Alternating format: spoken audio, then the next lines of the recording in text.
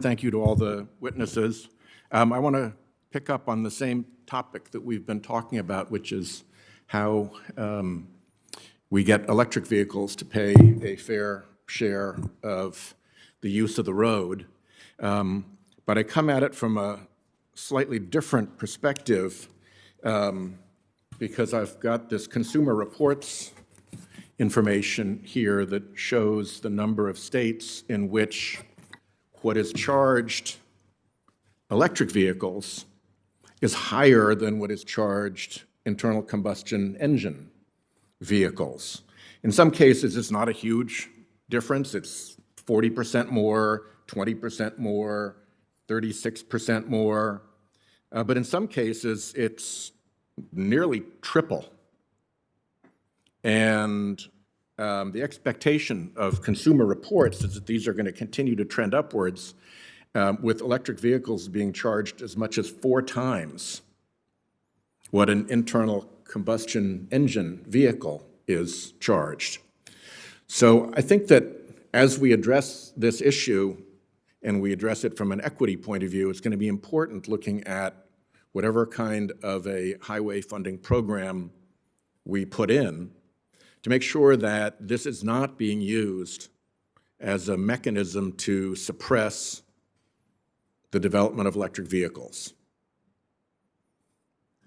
It's hard for me to see a reason why it should be more. I don't know if any witness can identify a manner in which an electric vehicle is harder on the highways and bridges than an internal combustion engine powered vehicle. If these were great big trucks that had extra weight, my governor, who's now Secretary of Commerce, Governor Raimondo, put an extra toll for trucks coming through Rhode Island. Worked out, I mean, the truckers didn't love it, but it worked out pretty well in terms of convenience because of Easy Pass, which makes tolling so easy. And I understood that they do put a lot more wear and tear on the roads than a regular passenger vehicle. But an electric vehicle, I think, is pretty equivalent to an internal combustion engine vehicle in terms of the wear and tear it puts on the roads.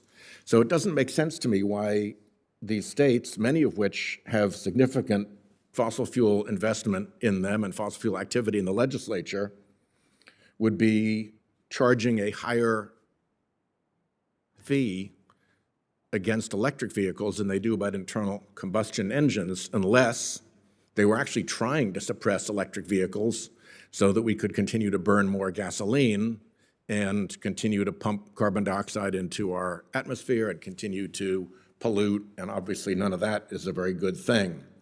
So I hope that as we try to solve this, Mr. Chairman, we'll keep in mind that it really would not be appropriate for states to use this predicament that we have right now to pick winners and losers as between electric and internal combustion engine vehicles.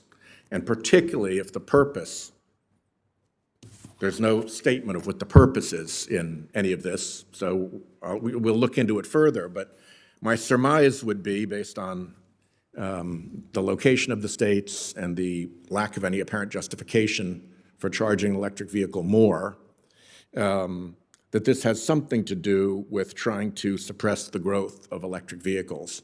And I don't think that is a winners and losers contest that we should be in. And it's not a contest that I think we should allow the states to get into because of all the other collateral costs of suppressing the growth of electric vehicles. So that's what I wanted to mention today. I look forward. We've done highway work in really strong bipartisan fashion before, and I think it really is important that we take care of our roads and bridges and the traditional infrastructure for automobile transport.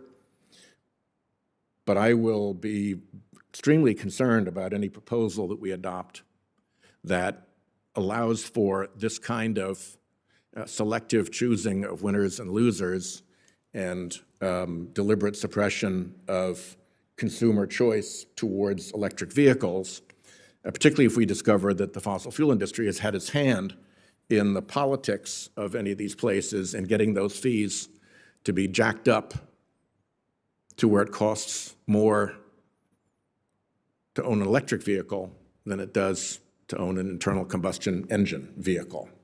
And with that, I'm happy to yield back the rest of my time. I look forward to working with everybody to get a good bipartisan bill going on this and continue to develop our infrastructure.